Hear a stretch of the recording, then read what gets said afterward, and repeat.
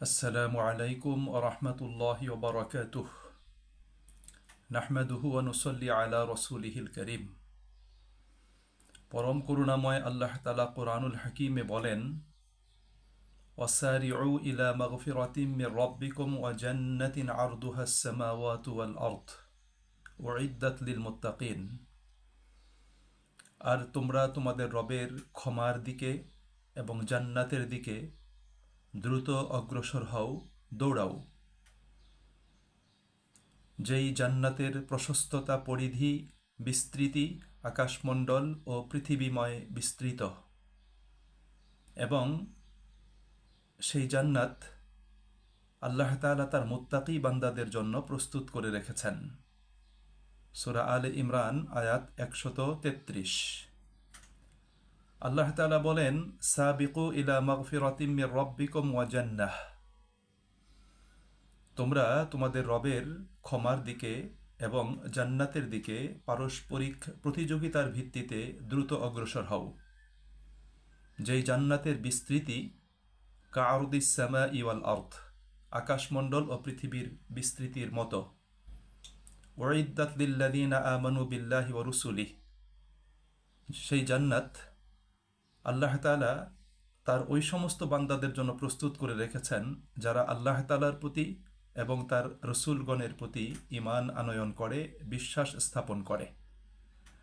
সুপ্রিয় ভাই এবং বোনেরা, মাহে রমাদান বরকতময় ফজিলতপূর্ণ মাস, সকল মাসের শ্রেষ্ঠ মাস।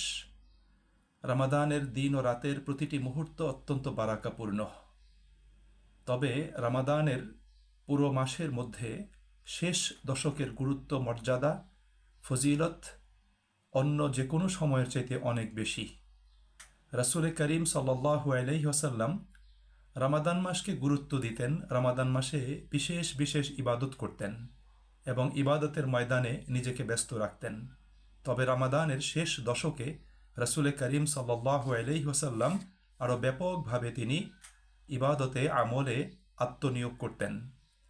যেমন হাদিসে রয়েছে, আয়েশা সিদ্দিকা রাদিয়াল্লাহু তাআলা আনহা তিনি বলেন, كان رسول الله صلى الله عليه وسلم إذا دخل العشر الأواخر من رمضان أحيا الليل। আল্লাহ নবী সাল্লাল্লাহু আলাইহি ওয়াসাল্লাম যখন রমাদানের শেষ দশকে উপনীত হতেন তখন তিনি রাত জেগে ইবাদত করতেন। ওয়া আইকাযা আহলাহু, এবং তার পরিবারের সদস্যদেরকে রাত জাগাতেন, তাদেরকেও ইবাদতে আমলে উৎসাহিত, অনুপ্রাণিত করতেন। ওয়াজাদ্দা ওয়াশাদ্দাল মিজার, এবং নবী করিম সাল্লাল্লাহু আলাইহি ওয়াসাল্লাম ইবাদতের ব্যাপারে বা ইবাদতের অঙ্গনে তিনি অনেক বেশি জোর প্রচেষ্টা চালাতেন, আত্মনিয়োগ করতেন এবং তার পরিধেয় বস্ত্রটাকে শক্ত করে বেঁধে নিতেন। বুখারী মুসলিমের বর্ণনা। প্রিয় নবী সাল্লাল্লাহু আলাইহি সাল্লাম রমাদানে সবচেয়ে বেশি ইবাদতের ক্ষেত্রে তিনি পরিশ্রম করতেন এবং মেহনত করতেন। কিন্তু এই রমাদানের শেষ দশকে তার ইবাদতের এবং আমলের ক্ষেত্রে মেহনতের পরিমাণ আরও অনেক বাড়িয়ে দিতেন। হাদিসে এসছে যে, ইয়াজতাহিদু ফি রমাদান মা লা ইয়াজতাহিদু ফি গায়রিহি ওয়া ফিল আশরিল আওয়াখিরি মিনহু মা লা ইয়াজতাহিদু মিন গায়রিহি। রাসূল করিম সাল্লাল্লাহু আলাইহি ওয়াসাল্লাম রমাদানে অন্য যে কোনো সময়ের চেয়ে বেশি ইবাদতে তিনি আত্মনিয়োগ করতেন। তবে রমাদানের শেষ দশকে আল্লাহ নবী সাল্লাল্লাহু আলাইহি ওয়াসাল্লাম রমাদানের অন্য 20 দিনের চেয়ে বেশি তিনি আত্মনিয়োগ করতেন। সুপ্রিয় ভাই এবং বোনেরা, এই শেষ দশকের গুরুত্ব কেন? এই শেষ দশকের গুরুত্বের পিছনে অন্যতম কারণ হলো, শেষ দশকে রয়েছে হাজার মাস থেকে উত্তম লাইলাতুল কদর। যেই লাইলাতুল কদরে আল্লাহ রাব্বুল আলামিন তিনি মহাগ্রন্থ আল কোরআন অবতীর্ণ করেছেন। যেই লাইলাতুল কদরে ফেরেশতারা অবতীর্ণ হয়, আল্লাহ পাকের রহমত নাজিল হয় এবং আল্লাহ তাআলা তার গুরুত্বপূর্ণ বিষয়গুলোর সিদ্ধান্ত গ্রহণ করেন। এই জন্য সুপ্রিয় ভাই এবং বন্ধুরা, আমাদের জন্য লাইলাতুল কদর এটা অন্যতম গুরুত্বপূর্ণ একটা রাত, একটা সময়। আর যেহেতু এই লাইলাতুল কদরের অবস্থান রমাদানের শেষ দশকে, নবী করিম সাল্লাল্লাহু আলাইহি ওয়াসাল্লাম শেষ দশকে লাইলাতুল কদর আমাদেরকে তালাশ করতে বলেছেন। এই জন্য মাহে রমাদানের এই শেষ দশকে আল্লাহ পাকের নগণ্য বান্দা হিসেবে আমাদের প্রত্যেকের দায়িত্ব হলো ইবাদতে আমলে আরও বেশি করে আত্মনিয়োগ করা এবং সেজন্য আমাদের গুরুত্বপূর্ণ কিছু কাজ সম্পাদন করা, যাতে আমরা লাইলাতুল কদরে আল্লাহ পাকের নিকট থেকে আমরা পরিপূর্ণ ফজিলত এবং আল্লাহ পাকের অনুগ্রহ আমরা লাভ করতে পারি।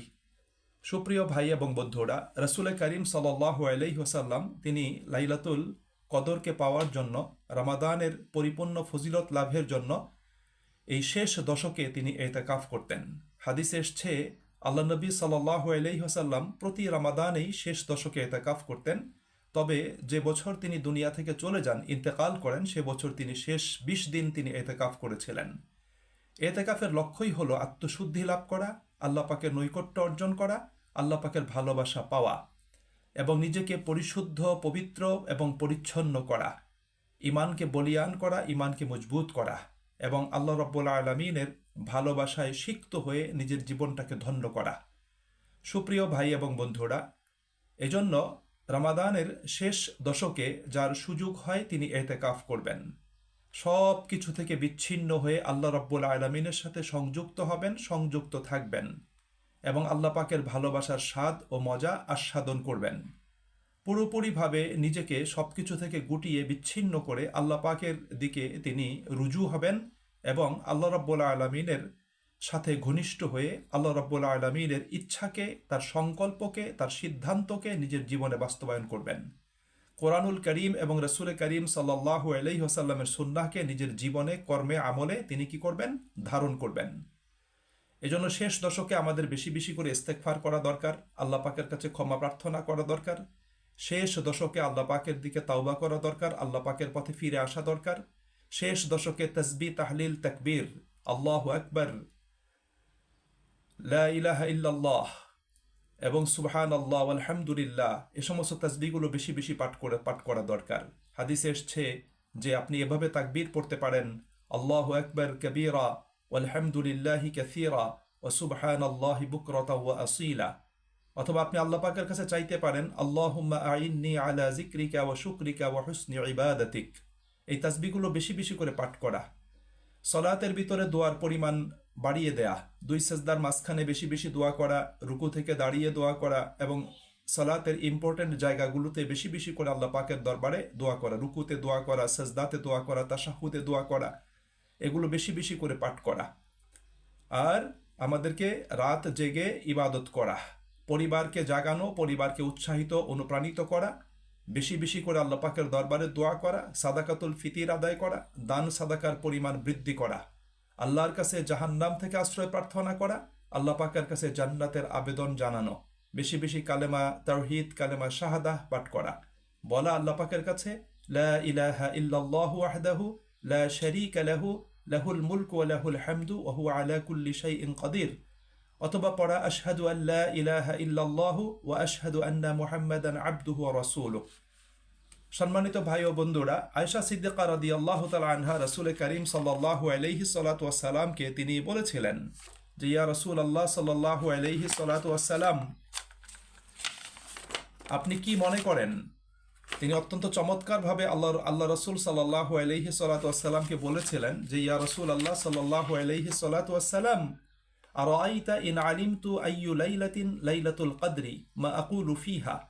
যে ইয়া রাসূলুল্লাহ সাল্লাল্লাহু আলাইহি সাল্লাম, আমি যদি জানতে পারি যে কোন রাত লাইলাতুল কদর, আমি তখন আল্লাহ পাকের কাছে কি বলবো, আল্লাহ পাকের কাছে কি প্রার্থনা করব, মা আকুলু ফিহা, আমি কি চাবো আল্লাহ পাকের কাছে, আপনি এ ব্যাপারে আমাকে কি পরামর্শ দান করেন, আপনি আমাকে কি বলেন? তখন রাসূল করিম সাল্লাল্লাহু আলাইহি ওয়াসাল্লাম বলেছিলেন, কুলি, তুমি বলবে আল্লাহুম্মা ইন্নাকা আফুউন তুহিব্বুল আফওয়া ফাফু আন্নি। আল্লাহুম্মা ইন্নাকা আফুউন, হে আল্লাহ তুমি ক্ষমাকারী, তুহিব্বুল আফওয়া, তুমি ক্ষমা করাকে পছন্দ করো, ফাফু আন্নি, হে আল্লাহ তুমি আমাকে ক্ষমা করে দাও।